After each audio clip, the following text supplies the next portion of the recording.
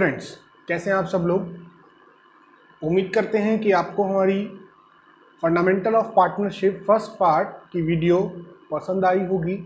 उसी के आगे कंटिन्यूशन में हम आगे सेकंड पार्ट के लिए बात कर रहे हैं। हमने अपनी लास्ट वीडियो में बात की थी, यानी कि चैप्टर फंडामेंटल ऑफ पार्टनरशिप में बात की थी कि पार्टनरशिप क्या होती है, उसकी डेफिनेशन क्या है, पार्टनरशिप के अंदर कितने मिनिमम मेंबर्स चाहिए, कितने मैक्सिमम नंबर ऑफ पार्टनर्स चाहिए, पार्टनरशिप डीड क्या होती है, ये सारी बातें हमने वहां पर पढ़ी थी। अब हम बात कर रहे हैं उससे आगे, अगर पार्टनरशिप बना ली गई है विद ओरल एग्रीमेंट, पार्टनरशिप बनाई गई है लेकिन पार्टनरशिप कैसे बनाई गई है, विद ओरल एग्रीमेंट, या कोई ऐसा प्रोविजन जो पार्टनरशिप डीड में डालना रह गया हो, पार्टनरशिप डीड में आपने नहीं उसका प्रोविजन बनाया है, तब क्या करना होगा।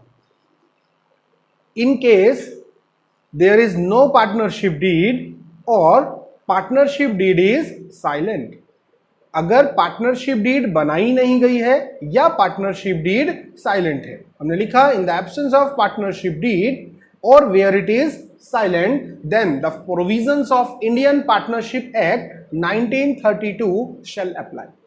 तो क्या अप्लाई हो जाते हैं, इंडियन पार्टनरशिप एक्ट 1932 के प्रोविजंस अप्लाई हो जाते हैं। और इंडियन पार्टनरशिप एक्ट 1932 के प्रोविजन किन 5 बातों के लिए बातें करते हैं, जो मैंने कहा था किससे रिलेटेड है, मनी से रिलेटेड है। जहां बात प्रॉफिट को लेकर आएगी, जहां बात पैसों को लेकर आएगी, वहीं पर क्या बन सकते हैं, डिस्प्यूट्स बन सकते हैं। तो उन डिस्प्यूट्स को खत्म करने के लिए कौन आगे आया, इंडियन पार्टनरशिप एक्ट 1932।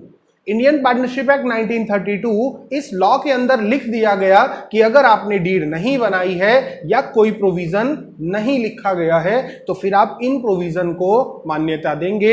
सबसे पहला इंटरेस्ट ऑन कैपिटल, डिस्प्यूट चल रहा है इंटरेस्ट ऑन कैपिटल को लेकर कि इंटरेस्ट ऑन कैपिटल किस रेट से रखना है, क्योंकि एग्रीमेंट कोई किया नहीं है रिटर्न में, तो उन्होंने कहा किसी को कोई इंटरेस्ट नहीं देना है, यानी कि interest on capital not allowed. आपको किसी को कोई इंटरेस्ट ऑन कैपिटल देने की जरूरत नहीं है अगर आपने क्या नहीं किया, रिटर्न एग्रीमेंट नहीं बनाया। दूसरा कह रहे हैं इंटरेस्ट ऑन ड्राइंग, अगर आपने एग्रीमेंट में तय नहीं किया कि ड्राइंग पर कितने रेट से इंटरेस्ट लेना है, तो भैया इंटरेस्ट ऑन ड्राइंग क्या कर दें, नॉट चार्ज, किसी से कोई इंटरेस्ट चार्ज नहीं किया जाएगा अगर आपने क्या नहीं किया, एग्रीमेंट में तय नहीं किया। इंडियन पार्टनरशिप एक्ट 1932 ये कहता है इंटरेस्ट ऑन ड्राइंग क्या होगा, not charge. Remuneration to partners, partners को कितनी रेम्युनरेशन देनी है, रेम्युनरेशन मींस सैलरी, कमीशन, किसको क्या कमीशन देना है, किसको क्या सैलरी देनी है, तो वो भी इंडियन पार्टनरशिप एक्ट 1932 ने क्या कर दी, डिसअलाउ कर दी, यानी कि नॉट अलाउ। अगर आपने तय नहीं किया है कि किस रेट से इंटरेस्ट चार्ज होना है, अगर आपने तय नहीं किया है किस रेट से सैलरी देनी है, किस अमाउंट से सैलरी देनी है, तो ये सब चीजें क्या हो गई, डिसअलाउ हो गई। किसी को कोई इंटरेस्ट ऑन कैपिटल देने की जरूरत नहीं, किसी से आपको इंटरेस्ट ऑन ड्राइंग चार्ज नहीं करना, किसी को आपको रेम्युनरेशन नहीं देनी। नेक्स्ट पॉइंट है प्रॉफिट शेयरिंग रेशो। आपने रेशो तय की होती है कि मान लीजिए 3 पार्टनर हैं, रेशो क्या बांटेंगे, 3:2:1, 1:1:1। क्या रेशो रखी गई है भैया, अगर कोई रेशो नहीं रखी है आपने तो इक्वली बांटिएगा, यानी कि बराबर बांटिएगा, जितने पार्टनर होंगे उनमें प्रॉफिट बराबर बराबर क्या हो जाएगा, डिस्ट्रीब्यूट हो जाएगा। लास्ट पॉइंट है इंटरेस्ट ऑन पार्टनर लोन। मैंने आपको बताया था कभी कभी फर्म भी पार्टनर से लोन ले लेती है, तो अगर फर्म ने पार्टनर से लोन लिया हुआ है तो उसे बदले में क्या देना पड़ता है, इंटरेस्ट देना पड़ता है। तो उस इंटरेस्ट का रेट भी पहले से क्या कीजिए, तय कीजिए। अगर तय नहीं है तो 6% पर एनम से ज्यादा का इंटरेस्ट नहीं दिया जाएगा, 6% पर एनम से ज्यादा का इंटरेस्ट ऑन लोन अलाउ नहीं होगा। तो ये 5 प्रोविजंस इंडियन पार्टनरशिप एक्ट 1932 ने बताए हैं कि अगर आपने डीड नहीं बनाई है या डीड में कोई प्रोविजन लिखना रह गया है तो interest on capital not allowed, interest on drawing not charge, profit sharing ratio equally, remuneration not allowed, and last interest on partner loan 6% per annum. Clear है पॉइंट। उसके बाद आते हैं कुछ other provisions. Indian partnership act 1932 partnership को लेकर कुछ और इंपॉर्टेंट प्रोविजंस भी देता है। ये हमारे को न्यूमेरिकली तो काम नहीं आएंगे बेटा, लेकिन थ्योरेटिकली इनके ऊपर क्वेश्चन बनाए जा सकते हैं। थ्योरेटिकल आपसे जो क्वेश्चन पूछे जाते हैं 20 मार्क्स में 1 मार्क्स ईच, उनके ऊपर ये क्वेश्चन बनाए जा सकते हैं। तो इसके लिए हम पढ़ रहे हैं some other provisions of Indian partnership act 1932। क्या है पहला पॉइंट? क्या हम एक नए पार्टनर को बिजनेस में एंटर कर सकते हैं? मान लीजिए पहले से पार्टनर है, अभी वो 50 नहीं हुए हैं, क्योंकि अगर 50 हो गए तो उससे ज्यादा तो हो ही नहीं सकते। 50 नहीं हुए हैं, लेकिन हम एक नया पार्टनर बिजनेस में क्या करना चाहते हैं? एंटर करना चाहते हैं, उसको पार्टनर बनाना चाहते हैं। तो क्या बनाया जा सकता है? तो आंसर है बिल्कुल बनाया जा सकता है, but with the consent of all the partners. अगर सभी पार्टनर्स मिलकर के हाँ करें, अगर सभी पार्टनर्स कहें कि क्या नया पार्टनर आने के लिए है, तो उसको सभी पार्टनर्स क्या कह रहे हैं? हाँ कह रहे हैं, यानी कि अपनी कंसेंट दे रहे हैं, तो उसको क्या किया जा सकता है? पार्टनरशिप में एंटर किया जा सकता है। तो फर्स्ट पॉइंट क्या लिखा हमने, पढ़िए ध्यान से। A person may be admitted as a partner with the consent of all the existing partners. एक पार्टनर को एंटर किया जा सकता है, but with the consent of all the existing partner, यानी कि सभी पार्टनर्स की आपको क्या चाहिए? कंसेंट चाहिए। एक ने भी ना कर दिया तो नया पार्टनर एंटर नहीं हो सकता। अगर एक ने भी पार्टनर ने नया मना कर दिया कि नया पार्टनर बिजनेस में एंटर नहीं आ सकता, तो बिल्कुल नहीं आ सकता। एग्जाम्पल देता हूं, हमारे पास 46 पार्टनर्स हैं, उसमें से 45 हाँ कर रहे हैं, एक ने मना कर दिया, तो क्या नया पार्टनर एंटर हो सकता है? नहीं हो सकता। एक ने भी ऑब्जेक्शन कर दिया तो नए पार्टनर को एंटर नहीं किया जा सकता। हमने आपको पढ़ाया था कि एक माइनर को पार्टनर नहीं बना सकते, because minor is not able to enter into a contract, he is not competent to enter into a contract.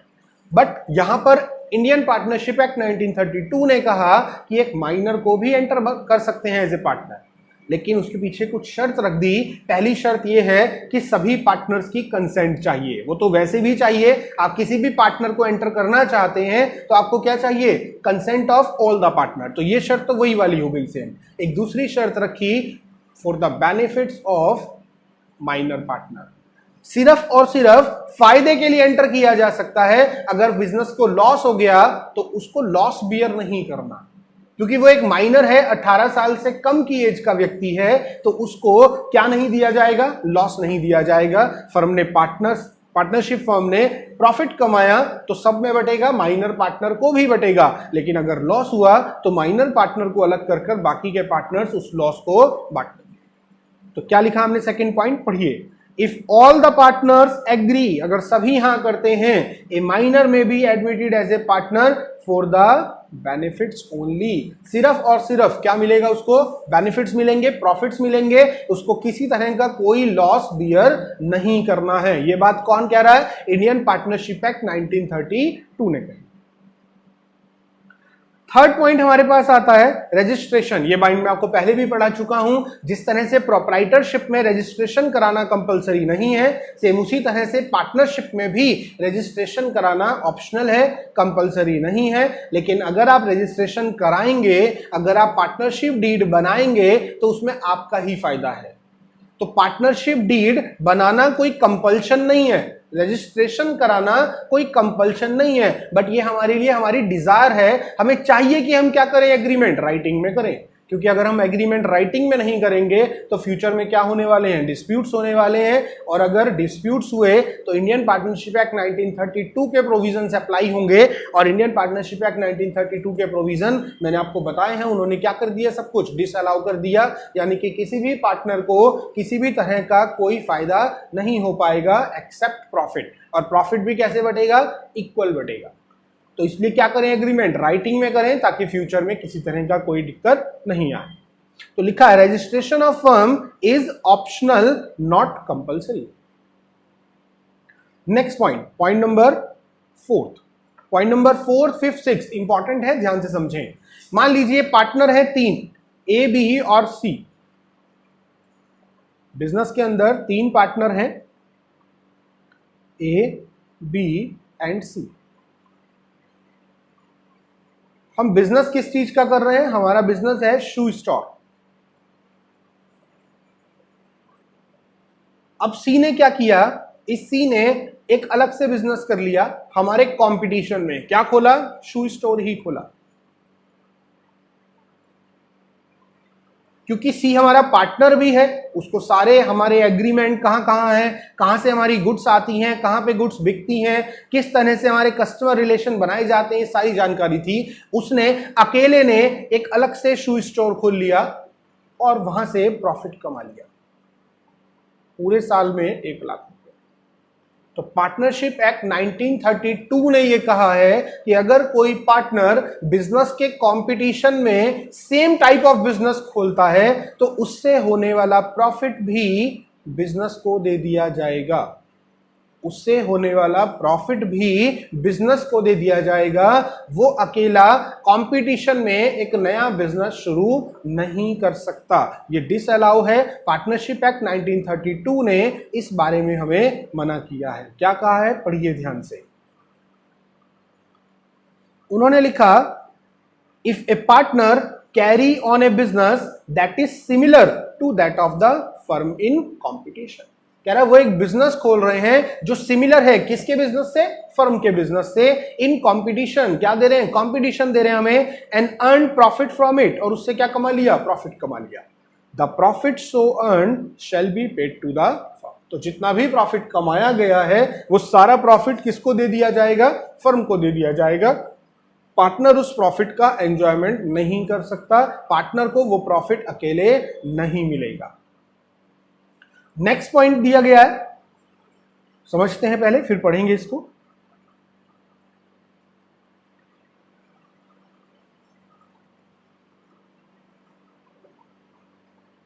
Partner है 3, ए, बी एंड सी। ये इनका बिजनेस है। ए ने क्या किया? बिजनेस से 50,000 रुपए निकाले, 50,000 रुपीज निकाले और इन्वेस्ट कर दिए मार्केट में। कैसे भी इन्वेस्ट कर सकता है, किसी तरह की कोई ट्रांजैक्शन कर सकता है। उसने 50,000 रुपीज बिजनेस से निकाले और इन्वेस्ट कर दिए मार्केट में। यानी कि वो क्या कर रहा है? फर्म की प्रॉपर्टी को यूज कर रहा है अपनी ट्रांजैक्शन के लिए। बिजनेस के 50,000 रुपए उसने अपनी ट्रांजैक्शन के लिए लगा दिए मार्केट में, और भैया मार्केट से प्रॉफिट भी कमा लिया। कितने का प्रॉफिट कमा लिया? 5,000। अब ए क्या सोच रहा है कि ये 5,000 रुपए मैं अपने पास रख लेता हूं, 50,000 रुपए बिजनेस के वापस कर देता हूं। ये क्या सोच रहा है? 5,000 रुपए मेरा प्रॉफिट है, ये मैं अपने पास रख लेता हूं और बाकी के 50,000 बिजनेस को वापस कर देता हूं। तो पार्टनरशिप एक्ट 1932 ने मना कर दिया। पार्टनरशिप एक्ट 1932 ये कहता है अगर कोई पार्टनर बिजनेस की किसी ट्रांजैक्शन से या बिजनेस की प्रॉपर्टी से कुछ प्रॉफिट कमाता है तो वो प्रॉफिट भी बिजनेस को दिया जाएगा। यानी कि उसका जो शेयरिंग होगी वो सभी पार्टनर्स में होगी। उसकी जो शेयरिंग होगी, वो जो प्रॉफिट बटेगा वो सभी पार्टनर्स में बटेगा। क्या कहा है? एक बार पढ़ेंगे ध्यान से। If a partner earn profit for himself, उसने खुद के लिए प्रॉफिट कमाया from any transaction of the firm. लेकिन ट्रांजैक्शन किसकी है? फर्म की। या from the use of firm property, या फर्म की किसी प्रॉपर्टी का यूज करके, the profit so earn shall be paid to the firm. तो जो भी प्रॉफिट कमाया गया है वो किसको दे दिया जाएगा? फर्म को दे दिया जाएगा। उस पर उस पार्टनर का अकेले का अधिकार नहीं होगा। अगर उल्टा हो जाए, मैंने तो कहा प्रॉफिट हुआ है, लेकिन अगर प्रॉफिट की जगह लॉस हो गया, तो अब ये क्या कह रहा है?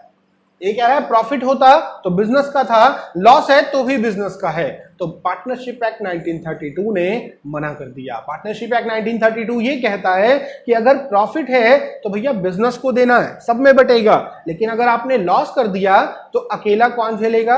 ए झेलेगा। उस लॉस को बी और सी शेयर नहीं करेंगे। यानी कि बिजनेस को पूरे कितने देने पड़ेंगे? 50,000 देने पड़ेंगे। वो लॉस अकेला वो पार्टनर बियर करेगा जिसने उस ट्रांजैक्शन को कंडक्ट किया है। क्या लिखा है? पढ़ेंगे इसके बारे में भी। If a partner incurred loss from any transaction of the firm, अगर कोई पार्टनर लॉस कर देता है बिजनेस की किसी ट्रांजैक्शन में और from the use of firm property या फर्म की किसी प्रॉपर्टी से, the loss incurred shall be borne by that partner alone. तो अकेला कौन झेलेगा? वही पार्टनर झेलेगा, उसको बाकी के पार्टनर बियर नहीं करेंगे। तो ये बेटा कुछ प्रोविजंस हैं हमारे, some other important provisions of Indian partnership act 1932। सबसे पहला हमने क्या पढ़ा कि अगर कोई माइनर पार्टनर है, अगर कोई पार्टनर है बिजनेस में एंटर करना चाहता है तो हो सकता है, but with the consent of all the partner. एक माइनर पार्टनर भी बिजनेस में एंटर हो सकता है with the consent of all the partner, but only for benefits. Loss वो बियर नहीं करेगा। तीसरा हमने बताया रजिस्ट्रेशन फर्म का कराना कोई कंपलसरी नहीं है, ऑप्शनल है, कराना चाहते हैं करा सकते हैं, नहीं कराना चाहते नहीं कराएं, लेकिन अगर रजिस्ट्रेशन होगा तो ही पार्टनरशिप डीड बनेगी, अगर रजिस्ट्रेशन नहीं होगा तो पार्टनरशिप डीड रिटर्न में नहीं बनाई जा सकती। अगर कोई पार्टनर कंपटीशन में बिजनेस शुरू करता है तो उस बिजनेस का प्रॉफिट भी हमारी फर्म को दे दिया जाएगा, उसका प्रॉफिट वो अकेला नहीं बांट सकता। अगर वो बिजनेस की किसी प्रॉपर्टी से प्रॉफिट कमाता है तो वो प्रॉफिट भी पूरी फर्म का होगा, वो अकेला उस प्रॉफिट को नहीं बांट सकता।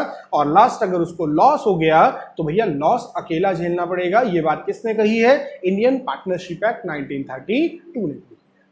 तो जितनी बातें हमने पढ़ी हैं उसके ऊपर दो छोटे छोटे से एग्जाम्पल्स हैं, क्वेश्चंस हैं जो मैं आपको पढ़ा रहा हूं, पढ़ेंगे ध्यान से क्या कह रहा है। उसने कहा एबीसी पार्टनर है फर्म में without a partnership deed, deed नहीं है इनके पास। अगर डीड नहीं है इनके पास तो क्या अप्लाई होंगे? Provisions of Indian partnership act 1932 will apply. तो सबसे पहले हमें यही लिखना होगा, in case there is no partnership deed then provisions of Indian partnership act 1932 shall apply. अब क्या पॉइंट्स है? उसने नीचे लिखा है how will be the matter resolve. बताइए इस मैटर को आप कैसे रिजॉल्व करेंगे? तो एक एक करके पढ़ते हैं। First point, A has contributed more capital. A ने ज्यादा कैपिटल लगाई हुई है देन अदर पार्टनर्स, बाकी पार्टनर्स के मुकाबले, and demand interest on capital at 10% per annum. Interest मांग रहा है, किस रेट से मांग रहा है? 10% पर एनम के रेट से मांग रहा है, but B and C do not agree with him. तो ए कह रहा है कि मेरा पैसा ज्यादा लगा हुआ है बिजनेस में, मुझे इंटरेस्ट चाहिए 10% के रेट से, बी और सी ने मना कर दिया। तो यहां पर कौन सही है? यहां पर बी और सी बिल्कुल सही है, because there is no partnership deed. If there is no partnership deed then interest on capital not allowed. किसी को किसी तरह का इंटरेस्ट नहीं दिया जाएगा क्योंकि पार्टनरशिप के अंदर डीड नहीं है, यहां पर इंटरेस्ट नहीं दिया जाएगा। यहां पर कौन सही है? बी एंड सी करेक्ट है। B point, B devote full time in the business. कह रहा है बी पूरा समय देता है बिजनेस में, डिमांड से सैलरी ऑफ 5000 पर मंथ। कितनी सैलरी मांग रहा है? 5000 रुपए महीना। कह रहा है A and C do not agree with him. A और सी ने मना कर दिया। तो कौन सही है? ए और सी बिल्कुल सही है। ए और सी क्यों सही है? क्योंकि पार्टनरशिप एक्ट 1932 कहता है रेम्युनरेशन नॉट अलाउड। किसी को कोई रेम्युनरेशन नहीं दी जाएगी। आपने कितना मर्जी टाइम बिजनेस में लगाया है, अगर रिटर्न में नहीं है तो किसी तरह की कोई रेम्युनरेशन नहीं दी जाएगी। C demands interest on loan 50,000 given by her at a market rate of interest that is 12% per annum. कह रहा है सी ने बिजनेस को लोन दिया हुआ है, सी ने बिजनेस को लोन दिया हुआ है। कितने का लोन दिया हुआ है? 50,000 रुपए का। बदले में क्या मांग रहे हैं? हमारे से इंटरेस्ट मांग रहे हैं। बिल्कुल मांगना भी चाहिए, देंगे, लेकिन कह रहे हैं मार्केट रेट से दे दीजिए, 12% के रेट से। तो भैया 12% से चाहिए था तो पहले से क्या करो? तय करो, इस चीज को लिखो, राइटिंग में दो। लेकिन अगर लिखा नहीं है कहीं पर, डीड नहीं बनाई है, तो 6% पर एनम से ज्यादा नहीं मिलेगा। 6% पर एनम से ज्यादा इंटरेस्ट नहीं मिलेगा, क्योंकि आपने इसके बारे में कहीं पर राइटिंग में नहीं लिखा है। सबके एग्रीमेंट कराना का मतलब होता है सारी बातें लिखकर साइन कराएं, और उसी को हम क्या बोलते हैं? Partnership deed. तो अगर डीड नहीं है तो फिर 6% से ज्यादा हम नहीं दे सकते। ई पॉइंट लिखा है profit before taking into account any of the above claim 50,000। कह रहा जी प्रॉफिट कितना है बिजनेस का? 50,000 रुपए। At the end of the first year he wants share of profit in capital ratio। ए कह रहा है कि प्रॉफिट किस में बंटना चाहिए? कैपिटल की रेशो में बंटना चाहिए। क्यों कह रहा है वो ऐसा? क्योंकि ए ने कैपिटल ज्यादा लगाई थी, क्योंकि ये ने कैपिटल ज्यादा लगाई थी, इसलिए वो किस में मांग रहा है, कैपिटल की रेशो में। क्या ऐसा करेंगे, नहीं करेंगे भैया। इंटरेस्ट ऑन लोन देने के बाद वो प्रॉफिट कैसे बांट देना, बराबर बांट देना। इंटरेस्ट ऑन लोन देना है सी को 6% के रेट से, वो दे दो, और उसके बाद जो भी बचेगा वो पार्टनर्स में बांट दिया जाएगा। कैसे बांट दिया जाएगा, बराबर बराबर, यानी कि इक्वल रेशो में। और last point, B wants to introduce his son P as a partner. कह रहा बी चाहता है कि पी को पार्टनर बना लिया जाए, वो उनका बेटा है। सी ऑब्जेक्ट टू द प्रपोजल, सी ने मना कर दिया।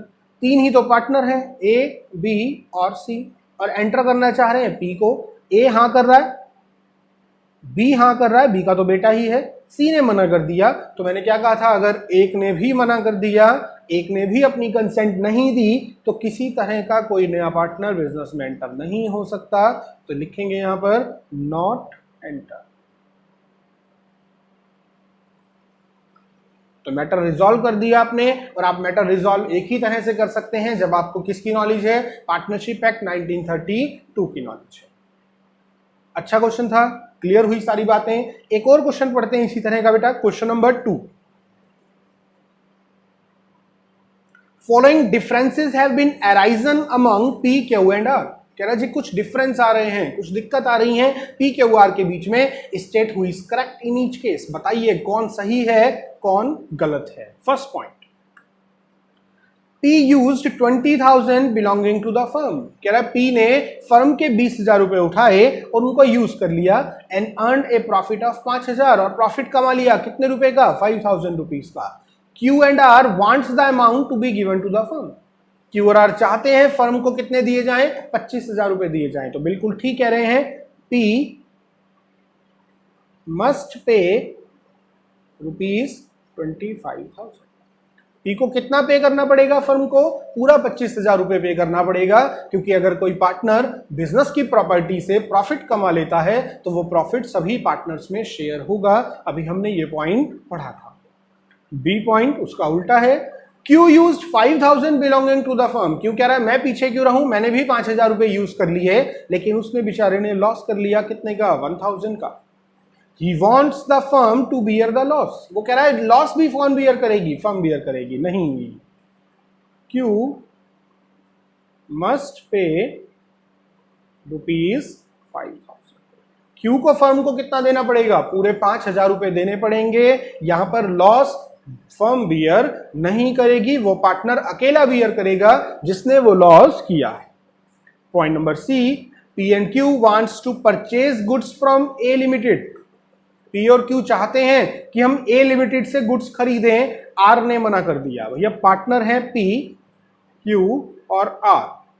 पी भी चाहता है खरीदें, आर भी चाहता है खरीदें, सॉरी क्यू भी चाहता है खरीदें, आर ने मना कर दिया। क्या खरीद सकते हैं, तो कुछ बच्चे आंसर दे चुके होंगे कि नहीं खरीद सकते, लेकिन मैं यहां पर कहूंगा क्यों नहीं खरीद सकते। क्या यहां पर नए पार्टनर को एंटर करने की बात हो रही है?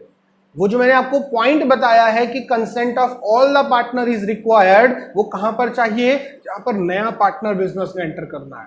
यहां कोई नया पार्टनर बिजनेस में एंटर नहीं करना बेटा, यहां पर सिर्फ और सिर्फ एक कॉन्ट्रैक्ट में एंटर होना है ए लिमिटेड से गुड्स खरीदने के लिए। यहां पर क्या देखी जाएगी, मेजॉरिटी देखी जाएगी, तो इसलिए आप खरीद सकते हैं।